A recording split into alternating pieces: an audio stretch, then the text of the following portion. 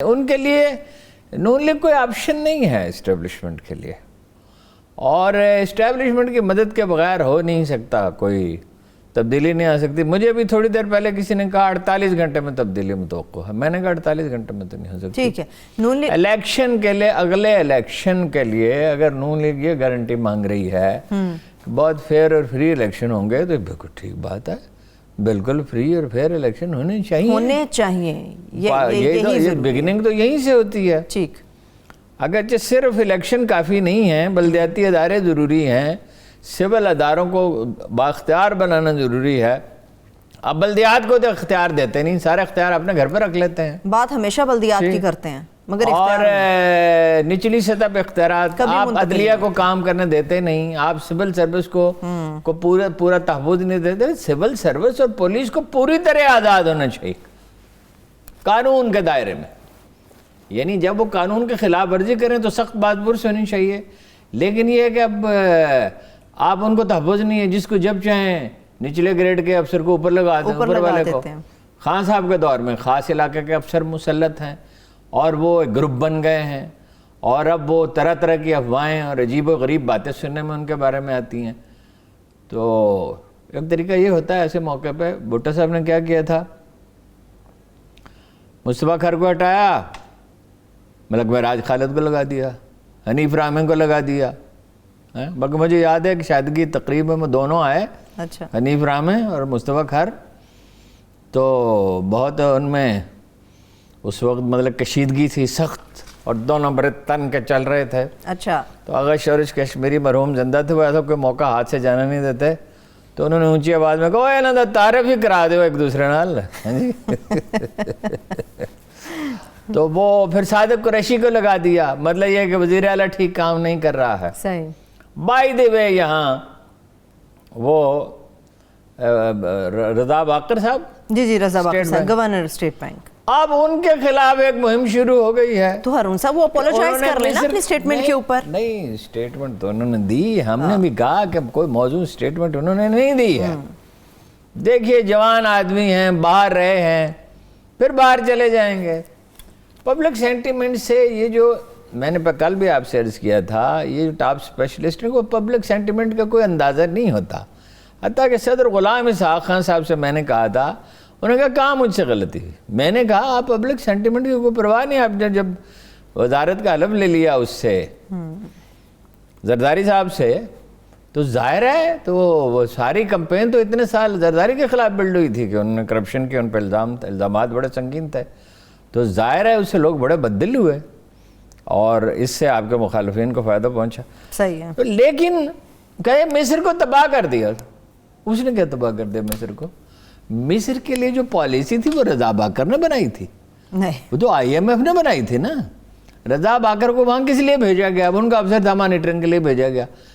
بھائی یہ ہے پالیسی، کیا اس پہ عمل درآمد ہو رہا ہے؟ انہیں تو اپنی رپورٹیں بنائی بھیج دیں، ابھی بھی دور یہ بات انہیں نہیں کہنی چاہیے تھی رضا باقر صاحب کو، لیکن بہرحال اب یہ تنقید ان پہ مستقل ہوتی رہے گی، اور یہ بھی ممکن ہے کہ کسی وقت انہیں جانا ہی پڑ جائے۔ ٹھیک ہے ہارون صاحب، ابھی آپ نے کچھ دیر پہلے نون لیگ کی بات کی کہ نون لیگ آپشن نہیں ہے، کہ یہی بات عمران خان صاحب کو اتنا کانفیڈنٹ کیے ہوئے باوجود اس کے کہ حکومت مخلوط ہے اور کمزور ہے، یہ سب جانتے ہیں؟ دیکھیے نا، وہ تو ایک سپیس ہوتی ہے، کتنا وکٹوں سے آگے نکل کر کھیل سکتے ہیں، ایک حد ہوتی ہے نا۔ درست بات۔ اور میں نے آپ سے عرض کیا کہ مخلوط حکومت ہے، ابھی آپ نے سن لیا جی کیا فرما رہے تھے ایم کے وہ کہتے ووٹ نہیں، کیا نام ہے ان کا؟ خالد مقبول صدیقی صاحب۔ خالد مقبول صدیقی صاحب فرما رہے تھے کہ اگر ووٹ سے فیصلہ نہیں ہو تو روڈ پہ فیصلے کرے ہوگا، اور مڈ ٹرم الیکشن اگر مناسب ہیں تو کرا دیے جائیں۔ اچھا، آپ کے حلیف جو ہیں ان کا حال یہ ہے کہ ذرا سا انہیں نظر آتا ہے کہ سچویشن خراب ہے تو وہ کہتے ہیں اس سے فائدہ اٹھاؤ، ایک آدھ وزارت لے لو یا کوئی منصوبہ لے لو یا ڈیولپمنٹ کے لیے فنڈز لے لو، یہی کاف لیگ کرے گی، یہی ہماری سیاست کا چلن، یہی شعار ہے ہمارا۔ بلوچستان میں بھی بنیادی طور پر یہی مسئلہ ہے۔ اچھا، ایسے میں عمران خان صاحب کو جو مشورہ دیا گیا تھا، اب وہ بار بار ذکر کرنا اچھا نہیں لگتا، اب بھائی ایسی حکومت کا کیا فائدہ کسے نہیں ہے تمنائے سروری لیکن خراج کی جو گدا ہو وہ کیسری کیا ہے. وہ کیسے یا تو آپ کے پاس مینڈیٹ ہو پورا تو آپ آئیں اور حکومت کریں. اوپر سے آپ کا مزاج اللہ کے فضل و کرم سے ایسا ہے کہ سننی کسی کی نہیں، اور جو اختلاف کرے اس کو گوارا نہیں کرنا، اور مرضی آپ کرنا چاہتے ہیں. تو ایسے میں بہرحال کوئی دانائی کا فیصلہ تو انہوں نے نہیں کیا. پاکستان کی سچویشن جو ہے دیکھیے، کچھ مسائل پاکستان کے حل بھی ہوئے ہیں افغانستان کی طرف سے. اب تخریب کاری نہیں ہو سکتی. اب جو ہے سینٹرل ایشیا کے لیے راستہ کھلنے کا امکان ہے. بیچ میں ایک اچھی خبر آپ کو اور سنا دو. چلیے ایک اور بری خبریں بہت آتی ہیں. انٹرنیشنل اولیو کونسل ایک ادارہ ہے. اچھا. انٹر گورنمنٹل ادارہ ہے، یعنی حکومتیں اس کی ممبر ہیں. ٹھیک. یہ ان ملکوں کا پہ مشتمل ہے جو اولیو پیدا کرتے ہیں، برآمد کرتے ہیں. پیدا کرتے ہیں، بیسیکلی پیدا کریں گے تو برآمد کریں گے نا دوسروں کو. اور اس کی مصنوعات ظاہر جو بھی مربے بنتے ہیں، چار بنتے ہیں، اور اس کی مختلف قسمیں ہوتی ہیں. پاکستان کو اس کی مکمل ممبرشپ دینے کا فیصلہ کیا گیا. بہت اچھی خبر. اچھا، وہ آئے یہاں پہ، غدیر ان کا نام ہے، عبداللطیف غدیر. تو وہ آئے، وہ سائنسدانوں سے ملے، سرکاری افسروں سے ملے. وہ پاکستان آئل سیڈ جو ڈیولپمنٹ بورڈ ہے اس کی دعوت پہ آئے تھے.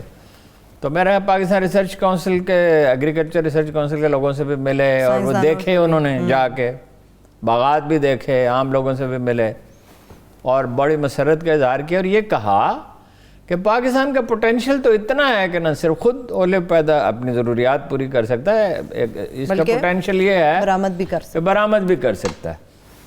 تو اگر یہ ہو گیا تو یہ دیکھیں نا، آپ عالمی معیار کی ظاہر ہے، پھر آپ کو عالمی معیار پہ جانا پڑے گا. پھر یہ عالمی مارکیٹ کے راستے بین الاقوامی تعاون بھی مل سکے گا. اور یہی ایک کام اگر تیزی سے کر لیں، دوسری چیزیں بھی ضروری ہیں، آئی ٹی بھی ضروری ہے، بچت بھی ضروری ہے، سول سروس، عدلیہ، ایف بی آر کو ٹھیک کرنا بھی ضروری ہے، پولیس کو ٹھیک کرنا بھی ضروری ہے. لیکن یہ کام اگر کر لیتے ہیں، ایک اور چیز آپ سے عرض کروں گا ابھی تھوڑی دیر میں، تو آپ اگلے چند برسوں میں نکل جائیں گے اس کرائسس سے. یعنی آپ کو کیا کرنا ہے، ایک گھر میں جیسے ہوتا ہے اپنی آمدن بڑھانی ہے جو آپ کے اخراجات سے زیادہ ہو. یہی ترکی نے کیا، یہی ملائیشیا نے کیا نا، یہی چین نے کیا، یہی سنگاپور نے کیا، یہی کوریا نے کیا نا. یہ پسماندہ ممالک تھے.